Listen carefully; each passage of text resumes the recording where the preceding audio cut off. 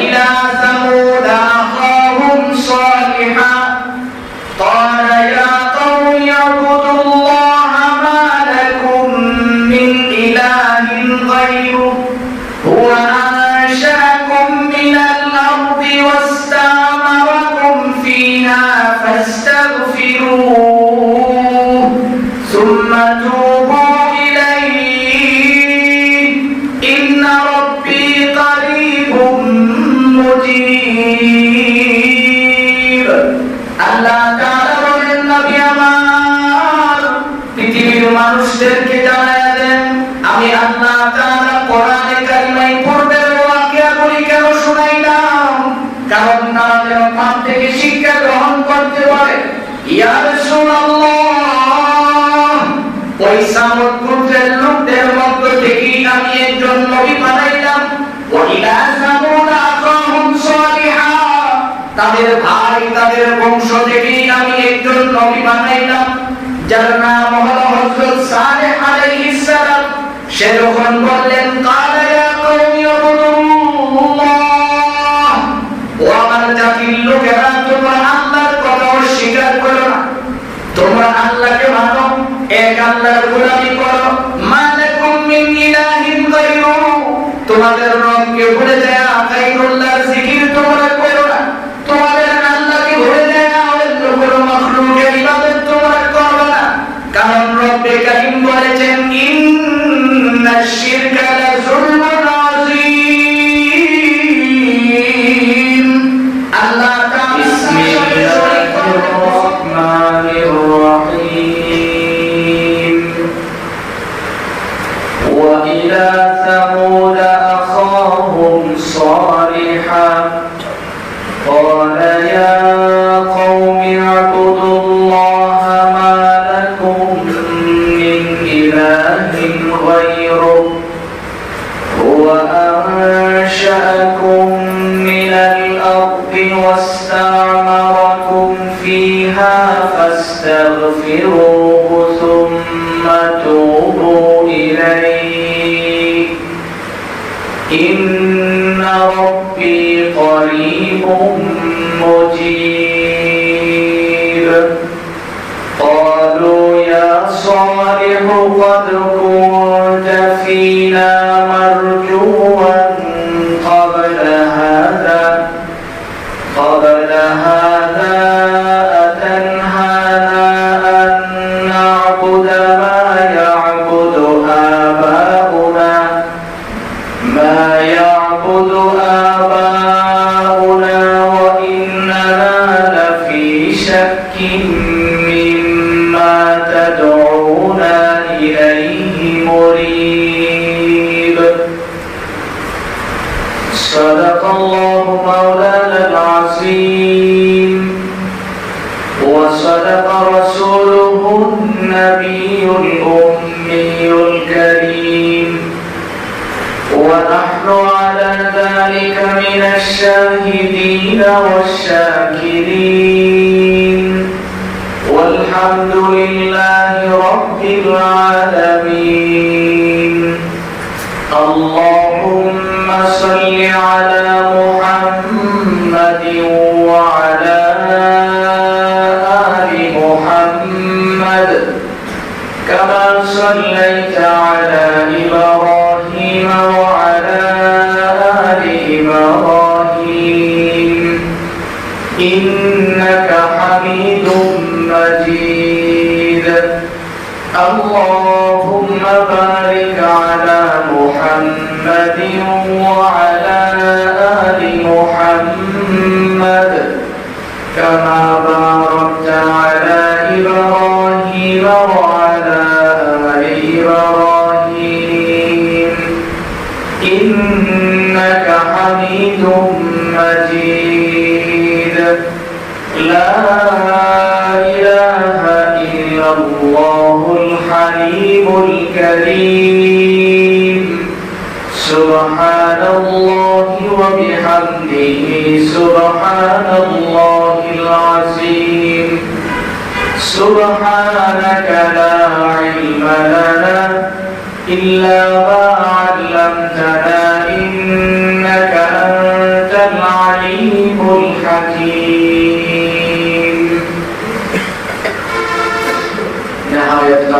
কিরাম, উপস্থিত দেশ ও জাতির কর্মদার ওলামায়ে কিরাম, অত্র এলাকার বিভিন্ন অঞ্চল থেকে আগত ইসলাম ও মুসলিম ভাইরা, মহান রব্বে কারীমের দরবারে অসংখ্য গণিত শুকর আদায় করছি, যিনি অত্যন্ত দয়া করে মেহেরবানি করে আমাদের হায়াতটাকে দীর্ঘায়িত করে সুস্থ শরীরে পবিত্র জুমার দিনে আল্লাহর ঘর মসজিদে বসে নামাজের পূর্বে কোরআন ও হাদিস থেকে কিছু কথা শোনার তৌফিক দিয়েছেন। এই জন্য আমরা সকলে বলছি আলহামদুলিল্লাহ। আমার ভাই, আমি আপনাদের সামনে পবিত্র কোরআনে কারিমা থেকে সূরা হুদের 61 নং আয়াত থেকে শুরু করে ধারাবাহিক কয়েকটা আয়াত তিলাওয়াত করেছি। আল্লাহ তাআলা যেন তিলাওয়াতকৃত আয়াত এবং হাদিসের আলোকে আমাকে ইখলাসের সহিত কিছু কথা বলার এবং আপনাদের সকলকে আমল করার নিয়তে শোনার তৌফিক দান করুন। সকলে বলি আমিন। মুহতারাম ভাই, গত জুমায় আমরা শুনেছিলাম দুনিয়ার জমিনে মানুষ যখন পাপ করতে থাকে, মানুষ তখন এমন একটা অবস্থানে চলে যায় যখন তার পাপকে আর পাপ মনে হয় না। এই পরিস্থিতিতে দুনিয়ার দিকে যখন গজব আসতে থাকে, তখন আল্লাহর তৈরি ফেরেশতারা মানুষের জন্য মাগফিরাত কামনা করে। এই জন্য আল্লাহ তাআলা মানুষকে আসমানি গজব থেকে হেফাজত করেন। আজকে আমরা বোঝার চেষ্টা করব, আমি যে আয়াতগুলি তিলাওয়াত করেছি হাদিস শরীফের মধ্যে নবীজি বলেন কিছু কিছু কারণে মানুষ পাপের দিকে ধাবিত হয়। এক নম্বরে অতিরঞ্জিত পাপ তখনই করে যখন তার ক্ষমতা অনেক বেশি হয়ে যায়। আবার কিছু কিছু মানুষ টাকার গরমেও পাপ করে, কিছু কিছু মানুষ সামাজিক ক্ষমতার বলেও করে, গোষ্ঠীর জোরেও করে, জোর এইগুলি হয়। আল্লাহ তাআলা আল্লাহ তিলাওয়াতকৃত আয়াতের মধ্যে এই পৃথিবীর যুগে সবচেয়ে শক্তিশালী বড় বড় মানব যারা ছিলেন, দেহ আকৃতির দিক দিয়ে যারা বড় ছিলেন, তাদের ব্যাপারে কিছু কথা বলেছেন। আমরা জানি হযরত নূহ আলাইহিস সালাম দুনিয়াতে যখন ছিলেন, ওনার নবুয়তকে যখন অস্বীকার করা হয়েছিল, আল্লাহ তাআলা ওই জাতির উপরে প্লাবন দিয়েছিলেন, বন্যা দিয়েছিলেন। প্লাবনের সময় পুরো পৃথিবীটাকে আল্লাহ তাআলা ধ্বংস করে দিয়েছিলেন। ওখান থেকে বাছাই করে করে কিছু কিছু মানুষের মাধ্যমে সমস্ত জাতিকে ওখান থেকে আল্লাহ তাআলা আবার নতুন করে শুরু করলেন। তো ইতিহাস তালাশ করলে তাফসীরের কিতাবগুলির মধ্যে পাওয়া যায় নূহ আলাইহিস সালামের 3 জন ছেলে ছিল। এর মধ্যে একজন হলো হাম, একজন শাম, একজন ইয়াফিস। এই 3 জনের মাঝামাঝি যে ছেলেটা ছিল, মধ্যম ছেলেটা ছিল হযরতে শাম। এই শামের বংশধর থেকে আস্তে ধীরে ধীরে বংশ পরম্পরায় মানুষ বাড়তে লাগলেন। তার বংশটাই আস্তে ধীরে ধীরে বিস্তীর্ণ হতে লাগলো। সেই শামের বংশের মধ্য থেকে 2টা জাতি পৃথিবীতে আগমন করলেন, যাদের ব্যাপারে আল্লাহ তাআলা আবার তিলাওয়াতকৃত আয়াতে বলেন। এক জাতির নাম হলো আদ, আরেক জাতির নাম হলো সামুদ। আদ জাতিকে আল্লাহ তাআলা তাদের পাপের কারণে ধ্বংস করে দিলেন, পুরো জাতিকে ধ্বংস করে দিলেন। তার 500 বছর পরে দুনিয়াতে আবার সামুদ জাতির আগমন হলো। সেই সামুদ জাতি ছিল শক্তিধর বড় বড় মানুষ, যারা বলেন সকালবেলা নাস্তা খাইতো আস্ত একটা উট, সকালবেলার নাস্তা এই ছিল তাদের খাবার। তাহলে আস্ত একটা উট সকালের নাস্তা, যেখানে আমরা একটা অথবা একটা পরোটা খাই, 2টাতে কিন্তু শেষ। যেই জাতি সকালবেলা একটা উট নাস্তা খায়, তাহলে এই জাতিটা কেমন ছিল এটা তো কল্পনা করার, বোঝায় ভাষায় বোঝানোর কোনো জিনিস আমার কাছে নাই। আপনি ধারণা করলেই বুঝতে পারেন যে যাদের ঘুম থেকে ওঠার পরে মেশিন স্টার্ট করতে একটা উট লাগে, তাইলে তারা সারাদিন কি পরিমাণে খায়। তো ওদের তুলনায় তো আমরা শক্তিশালী নই। আল্লাহ তাআলা এই জন্য মানুষ তিন কারণে পাপ করেন। এর মধ্যে একটা হলো শরীর যদি ভালো হয়, পাশে সিটের মানুষকে খাওয়া রাখতে পারে, কারণ তার এই চিন্তা মাথায় আছে যে ধাক্কা লাগলে আমার সাথে সে টিকতে পারবে না। যেমন ইতিহাস প্রমাণ করে আমাদের নবী সাল্লাল্লাহু আলাইহি ওয়াসাল্লাম নবুয়ত পান্নায় হলো রাস্তা দিয়ে হাঁটতেছেন, হঠাৎ করে নবীজি দেখেন বিশাল দেহ আকৃতির এক লোক সামনে আসছে। আয়েশা লোকজন তাকে দেখার পরে বিভিন্ন ভাবভঙ্গিমা এত বড় লোক দেখছে, সবার অবস্থান চেঞ্জ, কিন্তু নবীজি স্বাভাবিকভাবে আপন মনে দাঁড়িয়ে আছে, তার দিকে ভালো করে তাকায় নেই, একেবারে স্বাভাবিকভাবে নবীজি আছে। এমন অবস্থায় অনেক সময় দেখবেন যুবক ছেলেরা অনেক সময় গলার মধ্যে যদি সেল লাগায়, স্বর্ণের সেল, দুষ্ট যদি না থাকায় তখন কিন্তু বারবার এরকম বোতাম খুলে, এরপরও না চাইলে তো দেখবি না কি লাগাইছি। তো যখন দেখছে যে তাকাই না, সামনে দেয়া বলতেছে মোহাম্মদ তুমি আমার ছিল, তুমি কি বলেন না আমার ছিল না, তো তুমি কে? আমি আমার নাম শুনলে তো সবাই জায়গা প্রস্তাব করে দেয়, তো তাই নাকি? তো হ্যাঁ, কি নাম বলো? আমার নাম রুকানা। তো তোমার কাজ কি? কোথায় মাইক লাগানো?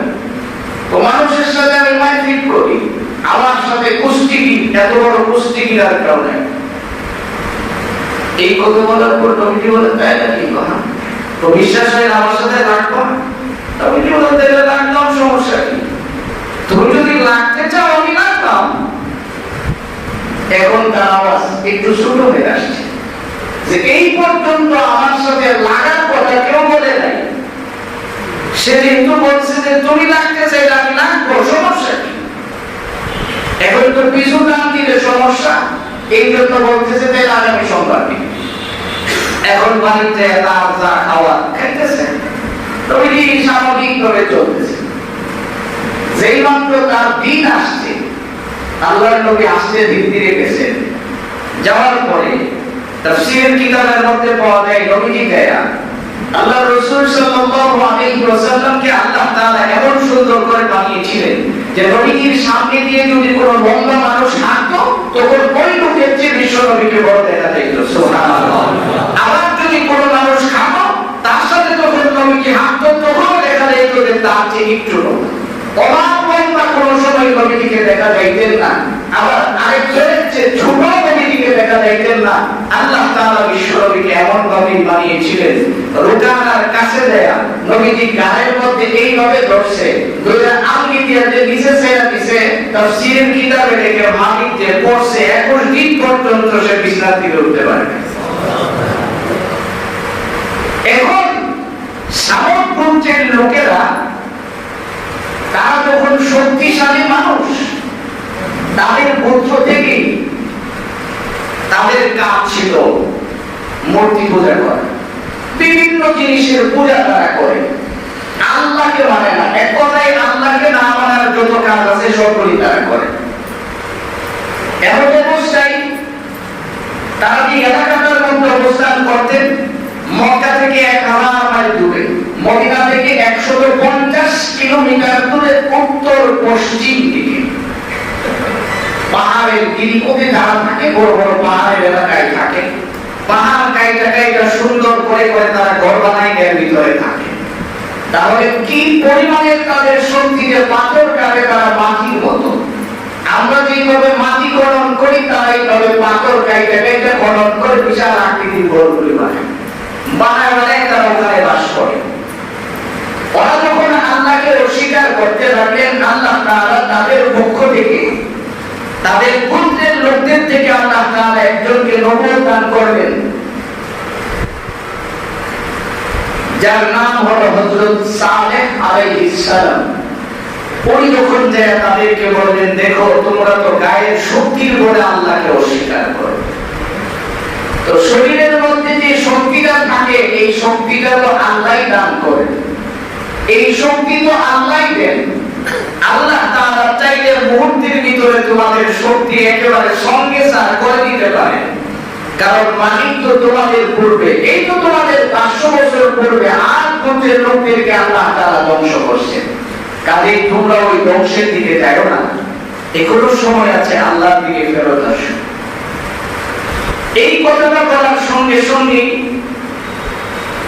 তারা ওনার উপরে খুব রাগ করলেন। রাগ করে কানাঘোষা করতে লাগলেন যে তারা এইভাবে বিচার করলে হবে না, সেদিন তো আমাদের গোষ্ঠীর লোক। একটা দিন ধার্য করলেন, দিন তারিখ করলেন যে এমন দিন আমরা সবাই একত্রিত হব। তাদের গোত্রের 9 জন বড় বড় লিডার সমাবেশ ডাকলেন, হাজার হাজার মানুষ একত্রিত হলেন। সমস্ত মানুষগুলির সামনে যখন একত্রিত হয়ে গেলেন, যাওয়ার পরে ওনাকে ডাকলেন। হযরত সালেহ আলাইহিস সালামকে তারা দায়িত্ব নিলেন যে আমরা এখন সবার সামনে তাকে জিজ্ঞেস করব সেইগুলি কেন শুরু করবে, সে কেন আল্লাহর কথা বলবে, সে কেন এই কথাগুলি আমাদেরকে শোনাবে। আমরা বাপ-দাদা এইভাবে চলে আসছি, এইভাবে চলতে চাচ্ছি, কেন আমাদের বিরুদ্ধাচরণ করবে। সবাই কথা বলার আগেই সালেহ আলাইহিস সালাম দাঁড়ায় ওই আগের সুরে সুর দিলেন, আগের দাওয়াত দেওয়া শুরু করলেন।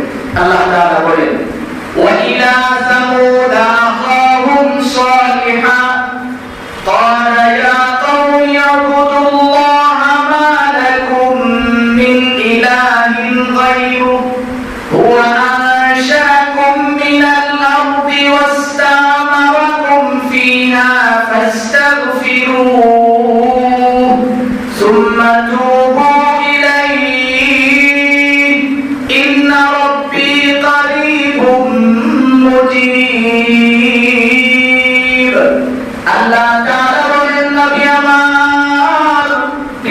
মানুষদেরকে জানায়া দেন, আমি আল্লাহ তাআলা কোরআনে কারিমায় পড়বেন ওয়াকিয়াগুলি কেন শুনাইলাম, কারণ তারা যেন পাপ থেকে শিক্ষা গ্রহণ করতে পারে।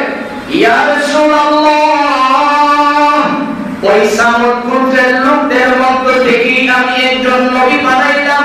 ওয়া ইলা সামুদ আখাহুম সালিহা, তাদের ভাই তাদের বংশ থেকেই আমি একজন নবী বানাইলাম, যার নাম হলো হযরত সালেহ আলাইহিস সালাম।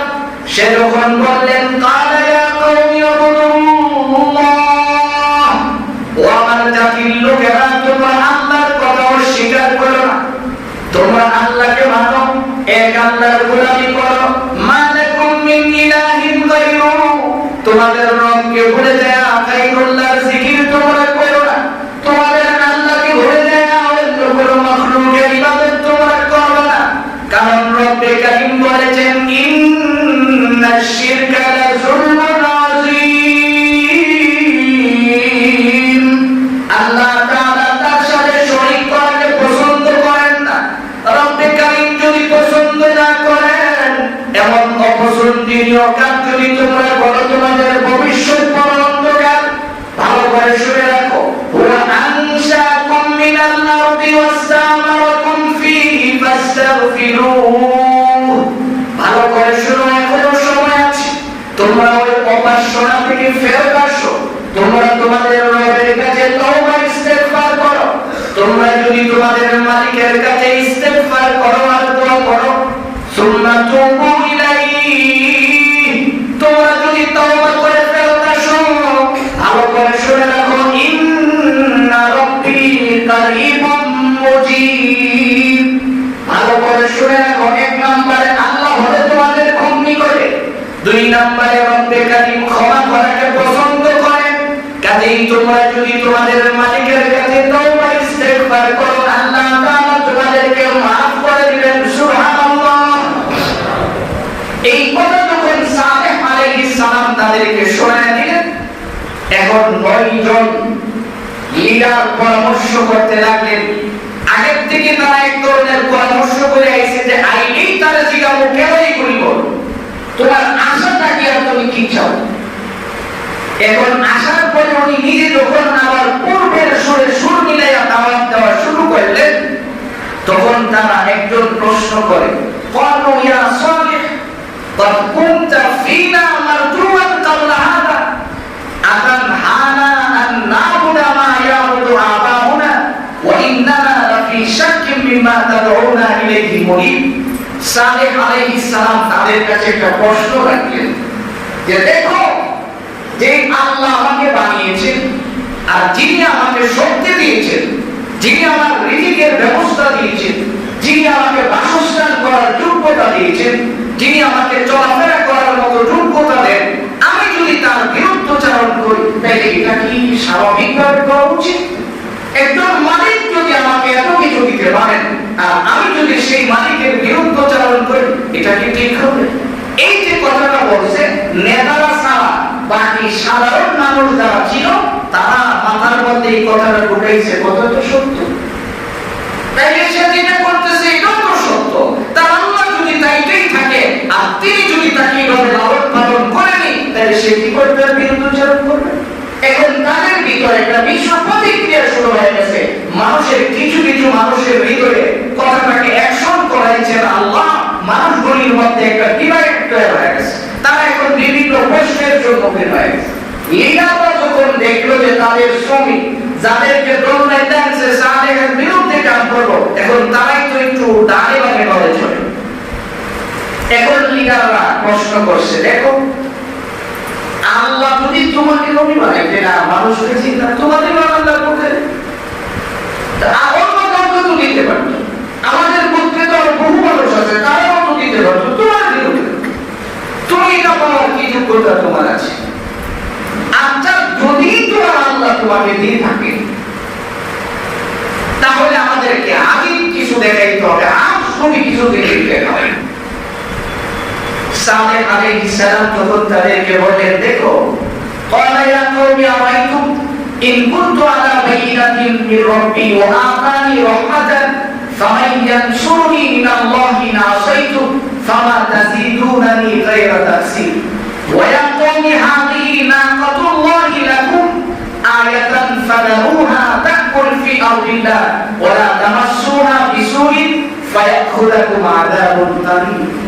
শুনো, আল্লাহর কাছ থেকে যদি তোমরা না মানো এটা তোমাদের ব্যাপার, আর যদি আল্লাহর কাছ থেকে কোনো কিছু তোমরা চাও, নিদর্শন দেখতে চাও যে আল্লাহ এক আর আমাকে আল্লাহ নবী বানাইছেন, এটার প্রমাণ স্বরূপ যদি তোমরা কিছু চাও, প্রমাণ পাওয়ার পরে যদি না মানো তাহলে কিন্তু আযাব খুব নিকটে, খুব তাড়াতাড়ি তোমাদের উপরে আযাব চলে আসবে। কাজে বুঝে শোনা বলো যে প্রমাণ নিবা কি নিবা না। যদি প্রমাণ নিতে চাও তাহলে কিন্তু আল্লাহকে মানতে হবে, আর যদি না মানো তাহলে আযাব কিন্তু তোমাদের জন্য খুব নিকটে আছে, খুব তাড়াতাড়ি চলে আসবে। এখন তোমরা বুঝে শোনা বলো। নেতাগুলি এক বাক্যে দাঁড়িয়ে বলছে, না প্রমাণ চাই, প্রমাণ। কোথায় কি প্রমাণ দেখতেছো? তো এই যে বড় একটা পাহাড় দেখতেছো, পাথরের বিশাল বড় পাহাড়, এই পাহাড় থেকে আমাদেরকে লাল রঙের অনেক বড় সড়ো একটা উটনি দিতে হবে 10 মাসের গাভী। যে উটনিটা ওখান থেকে বের হয়ে আইসে বাচ্চা দিবে, আর বাচ্চা দেওয়ার সাথে সাথে দুধ দেওয়া শুরু করবে, আমরা একটা দুধ খাবো। মানে তাদের ইচ্ছা হলো এমন কথা বলবো যে কাজ কোনোদিন সম্ভব হয় না, আর এই কাজ করতেও পারতো না, না পারলে আমাদের সামনে আর নবীও দাবি করতে পারবে না, আমরা বেঁচে গেলাম। কিন্তু তাদের এই কথা জানা নাই যে সবকিছু কে করেন? আল্লাহ।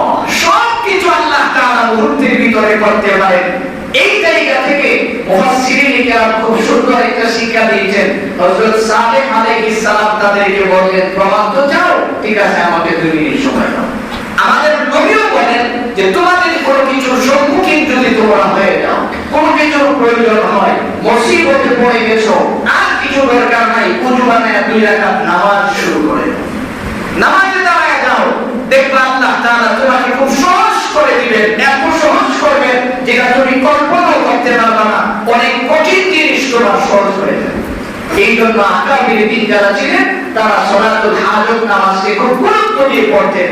পরীক্ষা দিবা, যাওয়ার আগে 2 রাকাত নামাজ পড়ে বাড়ি থেকে বের হও। ইতিহাস সহজ করে দেখো না, তোমার পূর্বে যারা ছিল তোমার আকাবির, তারা তো এই কাজ করতেন। ব্যবসার কাজে যাবেন, মা বাবার থেকে দোয়া নিয়ে বাড়ি থেকে বের হইতেন, আর তুমি বের হওয়ার সময় কার কাছ থেকে দোয়া পেয়ে যাও? আমার থেকে তুমি ভালো জানো যে তুমি কাকে বলে যাচ্ছ আর কোথায় যাচ্ছ। এই জন্য মুহতারাম ভাই যে কথা বলতেছিলাম, সালেহ আলাইহিস সালাম নামাজে দাঁড়িয়ে গেলেন, নামাজ আদায় করলেন, নামাজ শেষ সালাম ফিরাইলেন। সালাম ফিরানোর সঙ্গে সঙ্গে হযরত জিবরাইল ফেরেশতা আয়েশা টক করে পাহাড়ের উপরে একটা ধাক্কা মারলেন। কিভাবে ধাক্কা দিলেন জানা ছিল? তারা সবাই মাটি সহ কম্পিত হয়ে গেল, সবাই তরতর করে কাঁপা শুরু করে দিয়েছে। এমন সময় পাথর ফাঁক হয়ে গেল, পাথরের ভিতর থেকে এরা যেই রঙের চাইছে, যেই ধরনের চাইছে, এই ধরনের একটা গাড়ি বের হয়েছে। সুবহানাল্লাহ বলেন, সুবহানাল্লাহ। গাড়ি বের হয়েছে। অনেক সময় এমন আচানক কিছু দেখে বহু মানুষ কিন্তু বেহুশ হয়ে পড়ে যায়। এরকম অনেক মানুষ বেহুশ হয়ে গেছে। তাই হলো কি?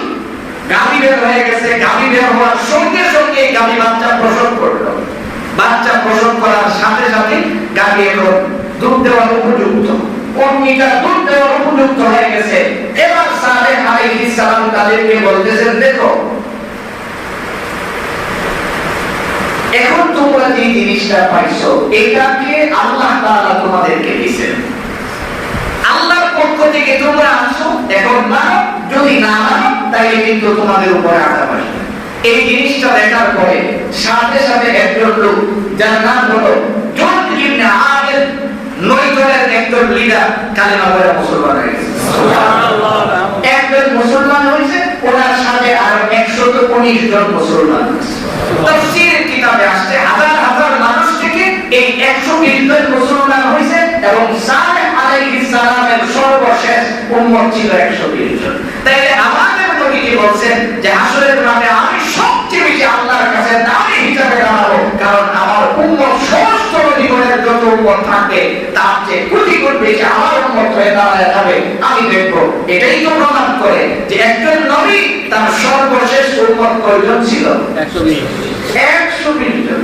আর আমরা তো সাহাবীতে কত মানুষ আছি, এগুলো বলবা দিয়ে শেষ করা যায় না। তা আমাদের নবীকে আল্লাহ তাআলা যে স্পেশাল অনেক জিনিস দিয়েছেন সহজভাবে আমরা বুঝতে পারি। হযরত সালেহ আলাইহিস সালাম এই জিনিসটা দেখার পরে যখন কালিমা পড়ে মুসলমান হয়ে গেলেন, তদানীন্তন সময়ে জুনদ ইবনে আমির একজন লিডার মুসলমান হইয়া তার সাথীদেরকে বললেন, মুসলমান হয়ে যাও না, এই যে দেখো না এত সুন্দর করে, উনি দেখেন তো দিলেন সে নবী, এটা তো প্রমাণ পেয়ে গেছি, তাইলে আর মুসলমান হইতে অসুবিধা কি? তারা হিসাব করে কথা কইল, এখন যে তুমি তার নবী মানলাম, তোমার তো শক্তি আর থাকবে না, পাওয়ার তো সব তার কাছে যাবে, নেতাগিরি তো আর চলতো না, দরকার নাই। আটজন আলাদা হয়ে গেছে, সব লোক আলাদা হয়ে গেছে।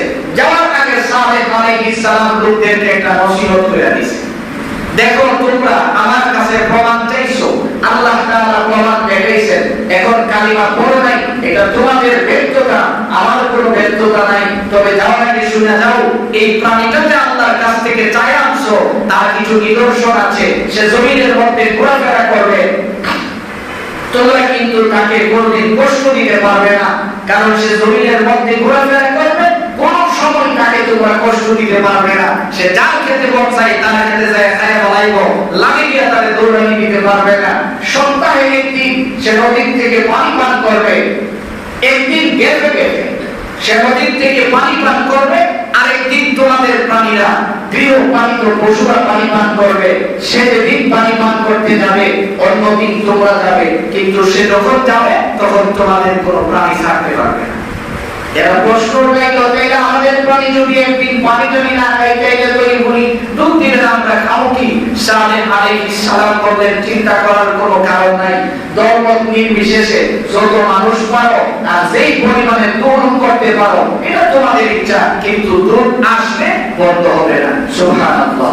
যা খাইতে পারো, কোটি কোটি মানুষ যদি তাই না নিতে পারো, খাইতে পারো, কোনো অসুবিধা নেই। যেদিন এই প্রাণীটা দুধ পান পানি পান করবে ওই দিন তোমরা দুধ পান করে বেঁচে থাকবে, আর যেদিন সে পানি পান করবে না এদিন তোমরা দুধ পাবে না, ওই দিন তোমরা তোমাদের গৃহপালিত পশু থেকে দুধ পান করবে, তুমি ফয়সালা দিয়ে দিলে। এই জিনিসগুলি দেখার পরে এখন সালেহ আলাইহিস সালাম চলে গেলেন, পত্নী ঘুরে ফিরে খায়, খাইতে খাইতে একদিন এক লিডারের ক্ষেত খেয়া হয়েছে। লিডার এখন চিন্তা করছে, আমি একা করে এই প্রাণীটাকে মারতে পারবো না। পৃথিবীর ইতিহাস যদি আপনি তালাশ করেন, ইতিহাসে পাবেন এই পৃথিবীর জমিনে যত অকারেন্স হয়েছে বড় ধরনের সবগুলির সাথে মহিলারা সম্পৃক্ত। যেমন দুনিয়ার জমিনে আদি পিতা আদম আসছেন, ইবলিস প্রথম ধোঁকাটা কিন্তু মা হাওয়াকে দিয়েছিলেন, আদমকে দিতে পারে নাই, হাওয়াকে দিয়েছিলেন। জুন ইবনে আমের সে যখন মুসলমান হয়ে গেছে, তার স্ত্রী ছিল অনেক সুন্দরী। সে স্বামীকে বলতেছে, তুমি সালেহের দলে যোগ দিছো, যাও, আমি তোমার কারার দিয়ে দিলাম, আমি তোমার বাড়ি থাকবো না। স্ত্রী চলে গেছে। তার প্রতিবেশী একটা বৃদ্ধা মহিলা ছিল, যার স্বামী নাই, কিন্তু 4টা কন্যা সন্তান আছে, অনেক সুন্দরী। এই দুই মহিলা একত্রিত হয়ে সিদ্ধান্ত নিছে যে কোনো ভাবে এই সালেহ যে উট আনছে আসমান থেকে উঠারে ভাই বলে কি বাচ্চা সহ কদর করে ফেলাইতে হবে, টাকা রাখা যাবে না। কেন?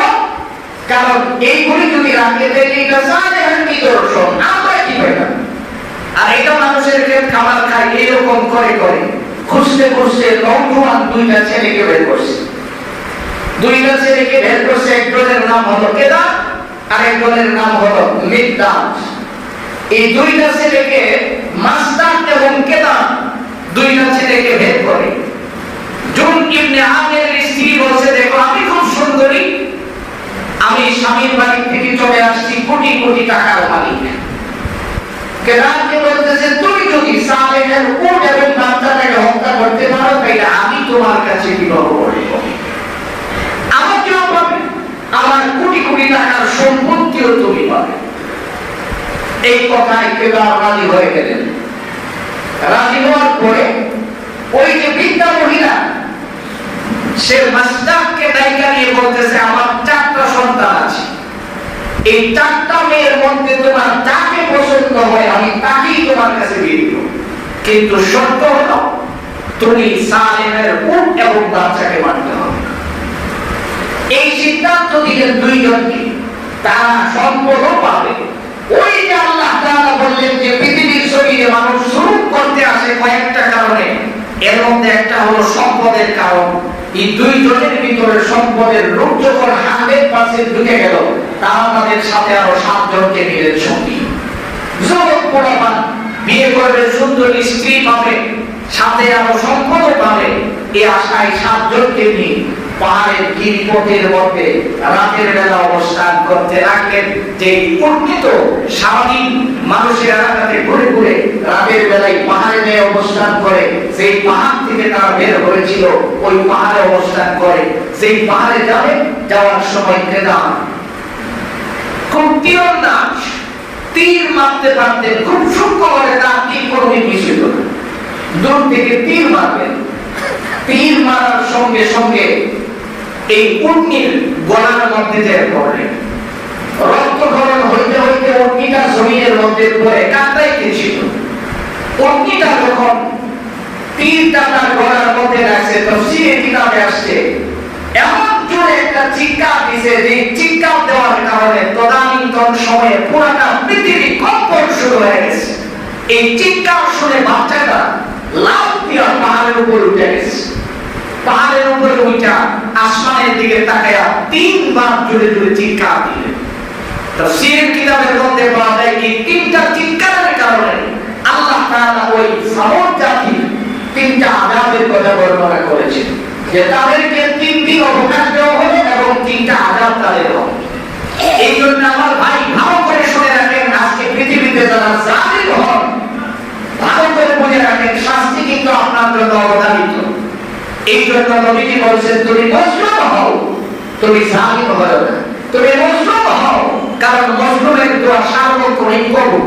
মজলুমের দোয়া আসমানে পৌঁছাইতে কোনো ফেরেশতা লাগে না, দরজা 24 ঘন্টা খোলা থাকে। মজলুম খালি আহ করলে সঙ্গে সঙ্গে তার দোয়া কবুল হয়ে যায়। এই জন্য নবীজি নিষেধ করেছেন, তুমি মজলুম হও, জালিম হও না। এই পানিটা জমিনে পড়ার সঙ্গে সঙ্গে মেজদান দেয়া পায়ের শিরাগুলি কেটে দিলেন, উঠিত বলে গেল।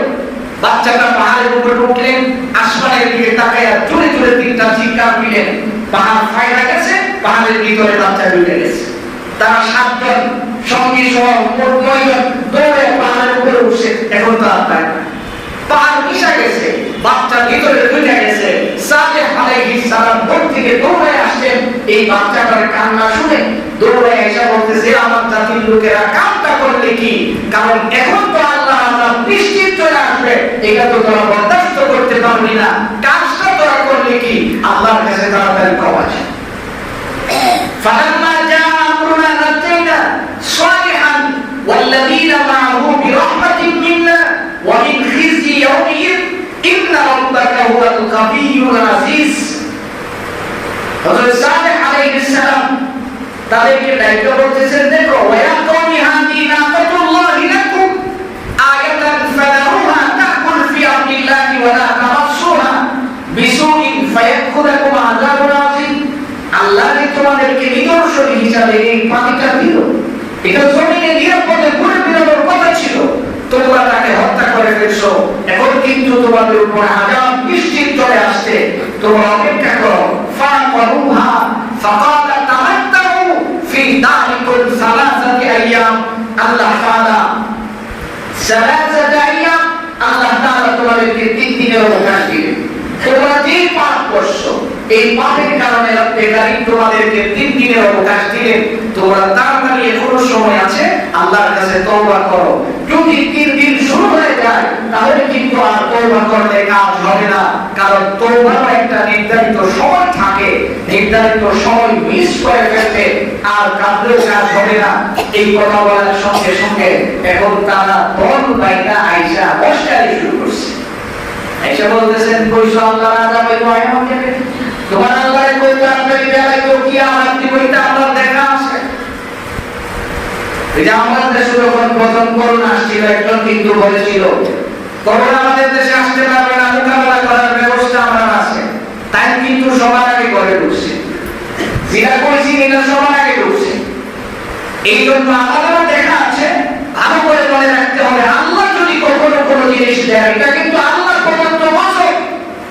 আমরা মুসলিম হিসাবে আল্লাহর কাছে কান্নাকাটি করি, আমাদের মাসুম বাচ্চা করি আল্লাহর কাছে কোরআন পড়ে পড়ে কাঁদে, এই জন্য আল্লাহ তাআলা আমাদেরকে হিফাজত করেন। এখানে বাতিলের কোনো বিষয় না, আল্লাহর কাছে তওবা করা হলো মূল কাজ, কারণ আল্লাহ আযাব দিয়েছে নিয়ে যাবেন আল্লাহ, আমাদের কাজ হলো আল্লাহর কাছে তওবা করা।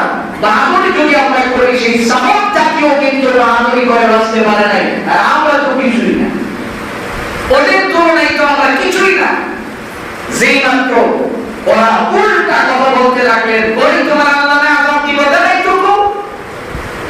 এবার হযরত সালেহ আলাইহিস সালাম বললেন, আল্লাহ তোমাদেরকে 3 দিনের অবকাশ দিয়েছেন, আল্লাহ তাআলা আমাকে বলে দিয়েছেন ফাকারুহা ফাকালা তামাত্তাউ ফি দারিকুম সালাসাতা আইয়াম যালিকা ওয়াদুন গায়রু মাকযুব। হযরত সালেহ আলাইহিস সালাম ডেকে বলেন, জাতির লোকেরা শুনো, রব্বে কারীম যে তোমাদেরকে 3 দিনের অবকাশ দিয়েছে, 3 দিনের মধ্যে প্রথম দিন তোমাদের চেহারাটা হলুদ বর্ণের হয়ে যাবে, দ্বিতীয় দিন তোমাদের চেহারাটা লাল বর্ণের হয়ে যাবে, তৃতীয় দিন তোমাদের চেহারাটা কালো বর্ণের হয়ে যাবে, চতুর্থ দিন আসার আগেই তোমরা মুখ থুবড়ে জমিনে পড়ে সবাই মৃত্যুবরণ করবে। এই কথা যখন সালেহ আলাইহিস সালাম বললেন, ওরা আবার বলে তোমার আল্লাহর আযাব কোন দিন থেকে শুরু হবে বলো। সালেহ আলাইহিস সালাম বললেন, আগামী বৃহস্পতিবার থেকে তোমার আযাব চলে আসবে, তার আগেই তোমরা তওবা করার চেষ্টা করো। ওরা আবার অপেক্ষা করতেছে, আযাব দেখবেন বৃহস্পতিবার দিন যখন শুরু হয়ে যায়। তাফসীর কিতাবের মধ্যে লেখা হয়, পৃথিবীর মানুষ শোনো, সালেহ আলাইহিস সালামের কওমের লোকদের চেহারা যখন হলুদ বর্ণের হয়ে গেল, সবাই দেখে একেবারে সবার চেহারা হলুদ হয়ে আছে, কেবলমাত্র 120 জন মানুষ ব্যতীত যারা সালেহ আলাইহিস সালামের হাত ধরে মুসলমান হয়েছে। এবার রাতের বেলা কত বড় নাফরমান জাতি চিন্তা করে, একত্রিত হয়ে চিন্তা করে, আমরা যদি মরেই যাই তাহলে তাদেরকে আমরা এখানে কি 120 জন যারা আছে তাদেরকে মেরে ফেলাবো, ওরা আর বাঁচতে দিব না। তারা এবার সিদ্ধান্ত নিয়েছে, হলুদ বর্ণের যখন আমাদের হয়ে গেল নিশ্চয়ই আযাব শুরু হয়ে গেছে, কাজেই আমরা নিজেরা মরবো না, তাদেরকেও মারবো, তাদেরকে মেরে ফেলবো। এই সিদ্ধান্তটা নিল বড় বড় 9 জন লিডার। রাতে পর্যায়ে সালেহ আলাইহিস সালামের বাড়ির সামনে যখন যাইতে লাগলেন 9 জন লিডার, পাহাড়ের উপরে সালেহ আলাইহিস সালাম অবস্থান করেন। গিরিপথের মধ্যে যাওয়ার পর আল্লাহ তাআলা ডেকে বলেন, জিবরাইল বড় সুযোগ দিয়েছি, আর দেওয়া যায় না, জমিনটাকে একটু নাড়া দাও। জিবরাইল বলেন, আল্লাহ,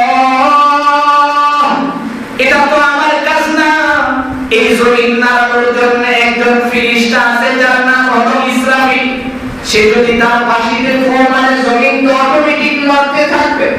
আল্লাহ তাআলা ডেকে বলেন, জিবরাইল, আমি তো পুরো জমিন ধ্বংস করতে বলি নাই, তুমি নাকি তোমার একটা আঙ্গুল দিয়ে পাহাড়টার মধ্যে ভালি দিয়ে দাও। পৃথিবীর মানুষ ভালো করে শুনে রাখো, মুফাসসিরিন কিরাম লিখেন, জিবরাইল যখন তার আঙ্গুলটা লাগাইলেন, পাহাড়টা তুলার মতো উড়ে গেল। পাহাড়টা ভেঙে ভেঙে তাদের উপরে যখন পড়তে লাগলেন, এই 9 জন লিডার মাটির নিচে পড়েই শেষ। সকালবেলা তারা উঠলেন, দ্বিতীয় দিন তাদের চেহারা লাল বর্ণের হয়ে গেল। লোকজন সিদ্ধান্ত নিল আমাদের 9 জন লিডারকে হত্যা করে বেশ। মিস্টার ইবলিস খবরটা যখন পুরো এলাকায় ছড়ায় দিলেন, সবাই সিদ্ধান্ত নিল তাহলে আর সালেহ সহ তার 120 জন লোকের পাশে রাখার দরকার নাই, হত্যা করে ফেলাবো, তার সাথে যুদ্ধের ঘোষণা দাও, যুদ্ধ করবো। লোকেরা এবার যুদ্ধের জন্য প্রস্তুতি গ্রহণ করেন। সালেহ আলাইহিস সালাম তার লোকদেরকে ডেকে 120 জনকে বলতেছে তাদের সাথে মাইট করা বাকি, কারণ তারা তো আগামী দিনে এমনি শেষ। কাজেই আমরা 120 জন চলে এখান থেকে নিরাপদ আশ্রয়ে চলে যাই। সালেহ আলাইহিস সালাম তার লোকদেরকে নিয়ে পাহাড়ের চূড়ায় উঠলেন। তৃতীয় দিন যখন সকালবেলা তাদের ঘুম ভাঙল, জেগেছে না কালো বর্ণের হয়ে গেছে। চতুর্থ দিন যখন সামনে হাজির হয়ে যায়, ঘুম থেকে ওঠার আগেই দেখে জমিনটা তরতর করে কাঁপতেছে, এমন ভাবে জ্বর হওয়া হচ্ছে, এমন ভাবে জ্বর শুরু হয়ে গেছে। এই জ্বরের কারণে তারা সামনে ভাবতে পারে না, উল্টায় জমিনে পড়ছে। জমিনে পড়ার সঙ্গে সঙ্গেই তাদের মুখ নিচের পিঠ হওয়ার উপরে, এমন অবস্থায় পুরো কওমটাকে আল্লাহ তাআলা নিষ্পেষণ করে দিলেন। এই জন্য রব্বে কারীম বলেন, ইয়া রাসূলুল্লাহ, পৃথিবীর মানুষদেরকে বলেন এই সালেহ আলাইহিস সালামের পুত্রের ওয়াকিয়া আমি জন্য আপনাকে শোনাইছি, কারণ পৃথিবীর জমিনে কয়েকটা কারণে মানুষ জালিম হয়ে যায়। এর ভিতরে একটা কারণ হলো শক্তি যদি শরীরের মধ্যে থাকে তখন কিন্তু মানুষের উপরে জুলুম করতে থাকে। এই জন্য আল্লাহ তাআলা বলেন, নবী আমার, আপনি পৃথিবীর মানুষদেরকে বলেন তারা যেন কোনোদিন জালিম না হয়, তারা যেন মাজলুম হয়। আরেকজন তাদের উপরে জুলুম করবে, এতে তারা আল্লাহর কাছে দোয়া করবে, তাদের মর্তবা বাড়বে। কিন্তু যদি জালিম হয় তাহলে তার কিন্তু সব শেষ।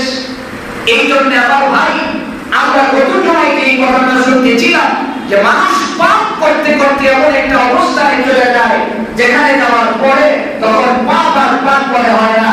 আজকে আমরা এই কয়েকটা আয়াতের মাধ্যমে এই জিনিসটা বুঝতে চেষ্টা করলাম যে পাপ তখনই মানুষ করে যখন তার শরীরের শক্তি বাড়ে, যখন তার ক্ষমতা অনেক দেখে।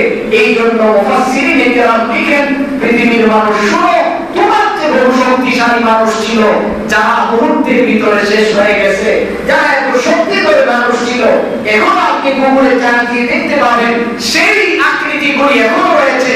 যে পাহাড় ঘুরে ঘুরে তারা তার ভিতরে বিশাল বিশাল অট্টালিকা বানায় থাকতো, পান তাদের হাত দিলে মাটির মধ্যে বের হয়ে আসতো, এবং শক্তিশালী মানুষগুলির উপর আল্লাহ তাআলা মুহূর্তের ভিতরে শেষ করে দিয়েছেন।